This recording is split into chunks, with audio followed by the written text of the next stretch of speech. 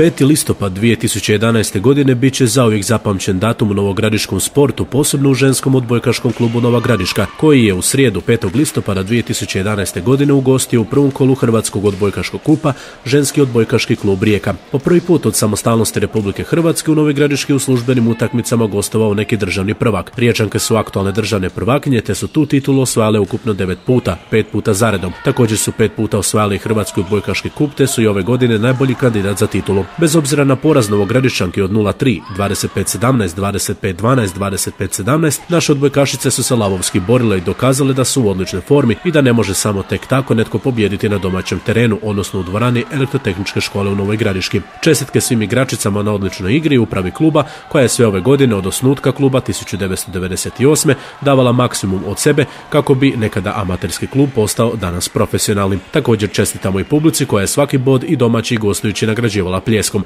te bodrila naše odbojkašice tijekom cijele utakmice. Našim odbojkašicama još preostaje odigrati uzvratnu utakmicu s Rijekom koja je na rasporedu u sljedeći utorak, a potom u subotu 15. listopada počinje nova odbojkaška sezona u prvoj B Hrvatskoj odbojkaškoj ligi, gdje u prvom kolu naše odbojkašice dočekuju Rovinjke.